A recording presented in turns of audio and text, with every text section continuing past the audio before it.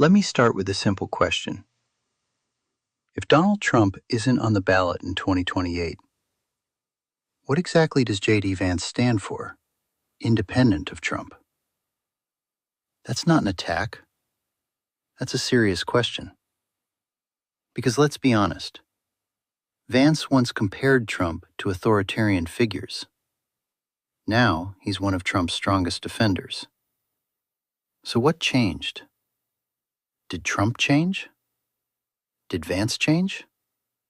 Or did the political incentives change? If you're a MAGA Republican watching this, ask yourself honestly, if someone once believed Trump was dangerous and now says he's the greatest defender of America, which version was real? Because loyalty is powerful in politics, but credibility is powerful too. And eventually, those two things collide. Vance brands himself as a cultural conservative. Okay, what does that actually mean? He converted to Catholicism in 2019, right before entering electoral politics.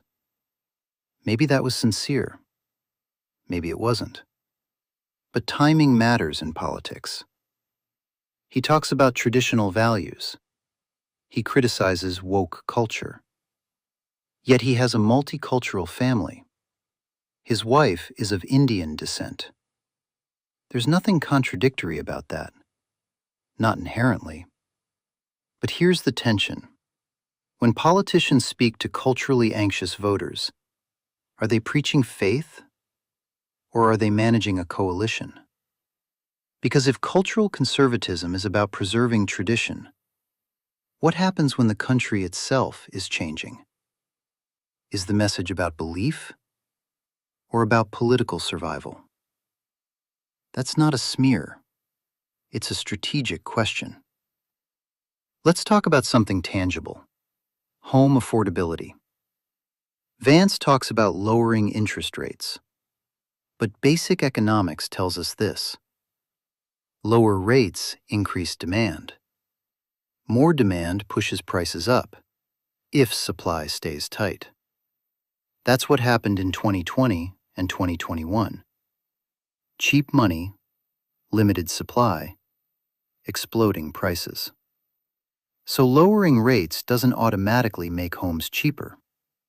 And here's the uncomfortable part. Most Republican voters are homeowners. Most young voters are not. If home prices fall significantly, older voters lose equity. If home prices stay high, younger Americans stay locked out. No politician campaigns on this message. We're going to make your house worth less. So when you hear talk about affordability without serious supply reform, ask yourself, who benefits more? Existing homeowners or first-time buyers? That's not left or right. That's generational math. One of Vance's strongest early selling points was being anti-intervention, against endless wars, against foreign entanglements. Now, he aligns with a more aggressive nationalist posture. So what does anti-war actually mean? Does it mean no boots on the ground? Or does it mean projecting power differently? Campaign rhetoric is easy. Governing reality is harder. If you believed Vance represented a break from old foreign policy thinking, is that still true? Or has the language changed while the posture stayed assertive? Consistency matters, especially if you're asking voters to trust you long-term. Let's be honest, none of this matters if the economy is strong, if wages rise, if inflation stays low, if markets climb, if jobs are steady. Voters forgive almost everything, but if the economy turns, if housing stays unaffordable, if debt explodes, if recession hits, then loyalty politics becomes fragile. And here's the real question.